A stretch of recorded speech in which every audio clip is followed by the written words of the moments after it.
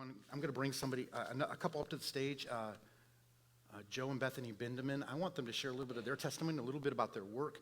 We introduced them to you about a month ago to say, here's a couple members of our own church that are going to be becoming missionaries to France. But I want them to come up and tell a little bit more of their story and for you to hear a little bit more from their own mouths. And so I'm going to shut up and let them talk. So if you all want to come up, just welcome them to the stage. This is Joe and Bethany Bindeman.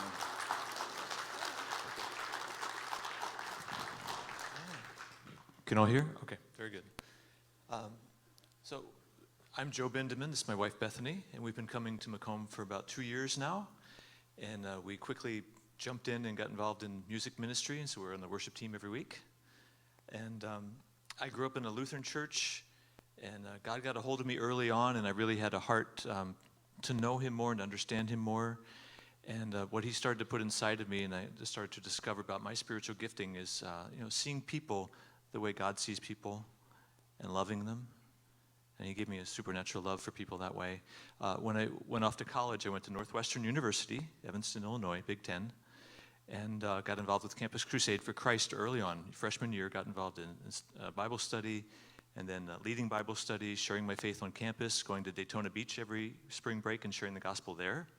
There's some good stories there we can talk about afterwards.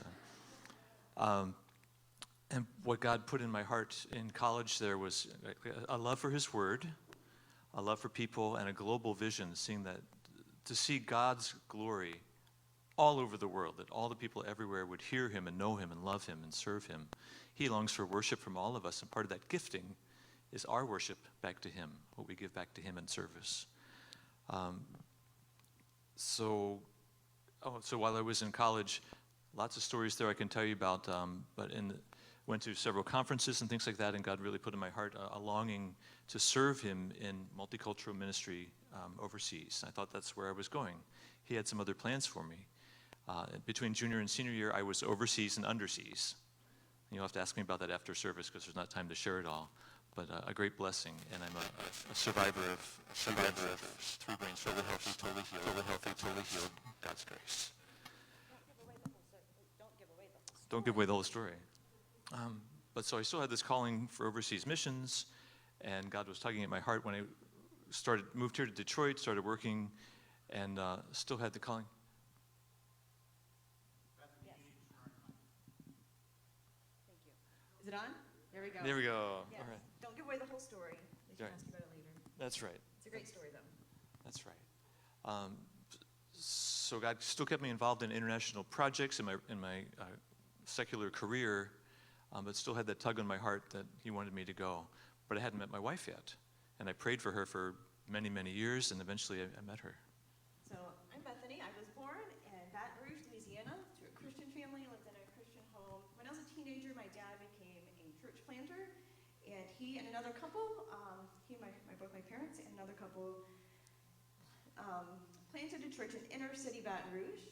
And throughout my childhood, I went to a Christian school where I read a lot of missionary biographies of evangelists, but I was much like Andy, where I felt I was invisible. I tried not to speak with him. I did not like to talk. And I remember praying in my desk at school, going, Lord, I hope I don't have the gift of evangelism. Don't give me the gift of evangelism. I don't want that way. I don't want to go into missions. I love these stories, but they're just stories. They're for other people. Now, fast forward, I started playing music when I was 10, and I went to Nashville when I was 18, as soon as I graduated high school, and went to university at MTSU, majoring in music business, and got a job in the Christian music industry. But while I was there, that love for music started to die. I knew that the music industry wasn't where God had called me. And so I started praying and asking God what He wanted me to do with my life. Where was I to go? How was I to serve Him? And one day He spoke to me, and He told me, I was driving on my way to work in the backwoods of Franklin, Tennessee. I'm surprised I didn't wreck my car, because it was so remarkable. I can never forget that moment. But then, after that moment, I could look back and see how God tried to tell me two other times, maybe 3. one time I was at Michael W. Smith's church, and he had just come back from a tour in Europe. And he was in the middle of worship, and we were standing and worshiping. He started talking about how France needs missionaries. Now, I had been to France a few years before, and how he talked about it, I felt this burden. It was so heavy. It was so heavy. And I just sat down in the rest of the worship service and just cried. And I couldn't stand up. I couldn't do anything. I just felt the burden for missions in France.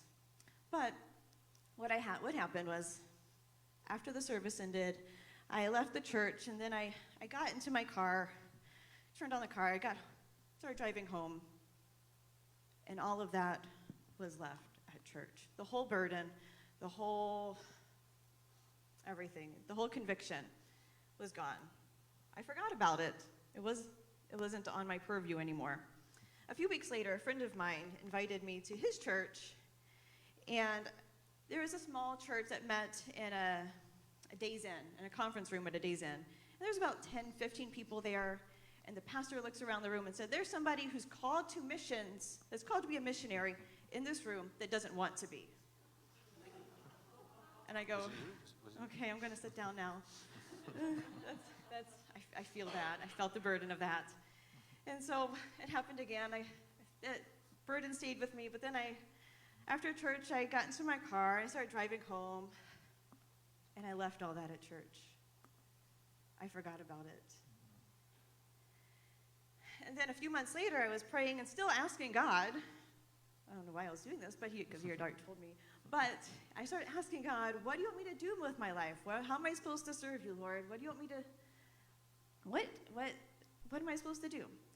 And I was driving to work, and he said, go. And he told me where, and he told me what. And so we're going to have a video that will tell you the where and the why.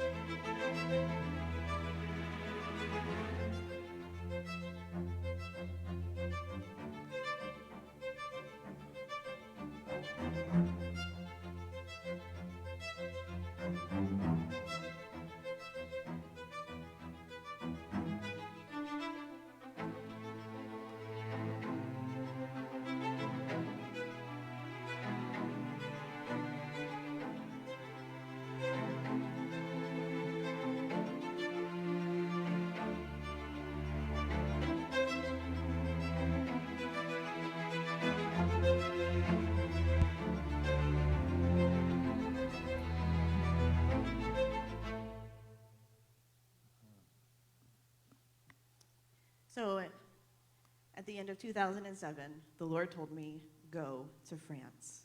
In that moment, I didn't know all the reasons why exactly, but I learned that France is an unreached people group. There's only 1% Christian in France. That means there's 99% for people without Jesus. 68 million people. It's a desperate situation, and the soil has been so hard for centuries now. And France has been a source of a lot of the philosophies, existentialism. There is no God. It's officially a secular state. They push God out of the public square altogether. So an unreached. I think it's really important to understand what it means to be unreached and why that's different from the lost people around us. There's lost people everywhere. Lost people are the people who are not saved. They don't have Jesus. But an unreached people, they don't have access. There's nobody to tell them. There's lost people all around us. There's lost people in our community. There's lost people in our workplace here. There's lost people in our neighborhoods and in our families and in our schools. But they're not unreached here in America. They're not unreached because God has placed each one of us there. God has placed you there to share the love of Jesus with them. But there are places that don't have anyone to tell them. There's nobody in their schools, in their workplaces, in their neighborhoods to tell them about the love of Jesus. And France is one of those places. You think about how many churches do you pass on the way to your church of choice? You know, what a great privilege we have in the United States to have such freedoms and churches everywhere. France, you won't find that. You may drive 100 miles and go to a little church in a city where maybe 20, 40 people show up on a Sunday, and that's it.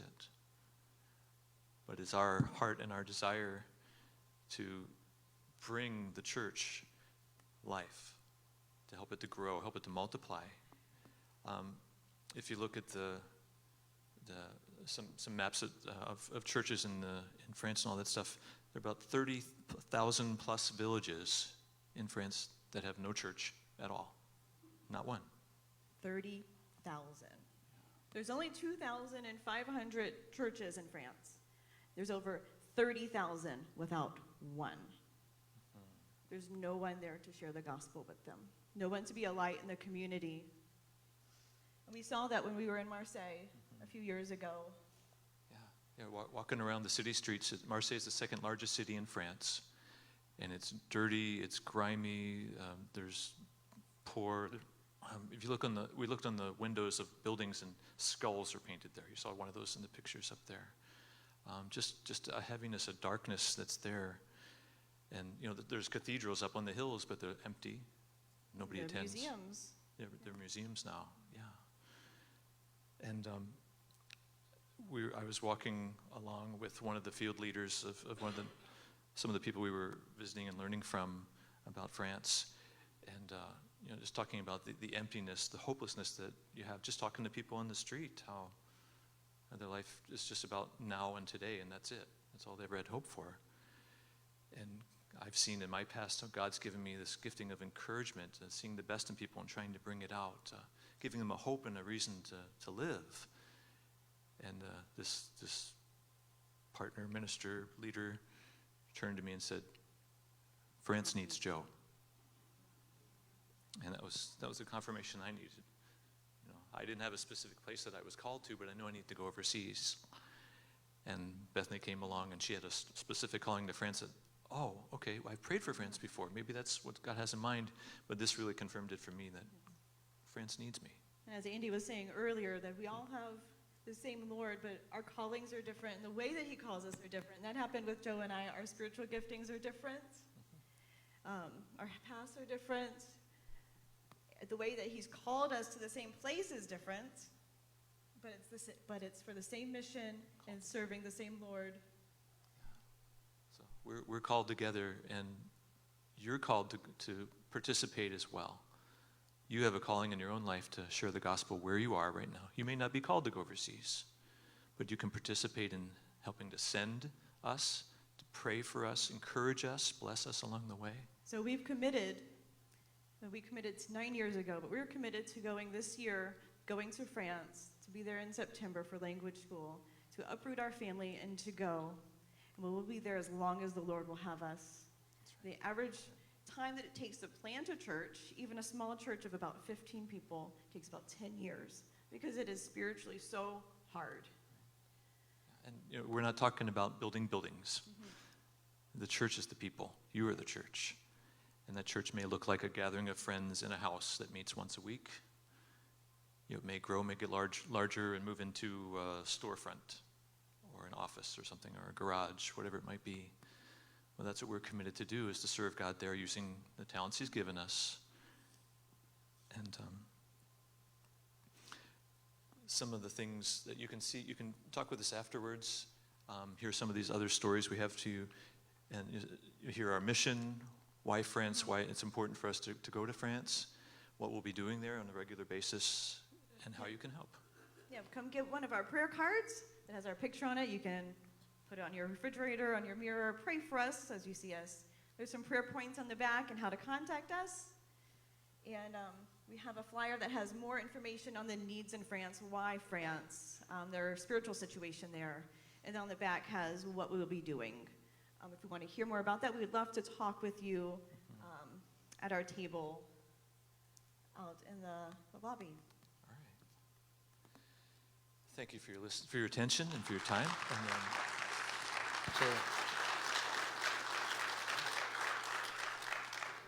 So we present this to you. Our World Outreach team is supporting them financially, which means in some small ways at church, you all are already contributing to them. But there's so much more that we can do. Prayer is one of the largest things that we can do right now. A matter of fact, you may see a little less of them over the next few months before they go, because they'll be going to some other churches and asking for their help and their support as well.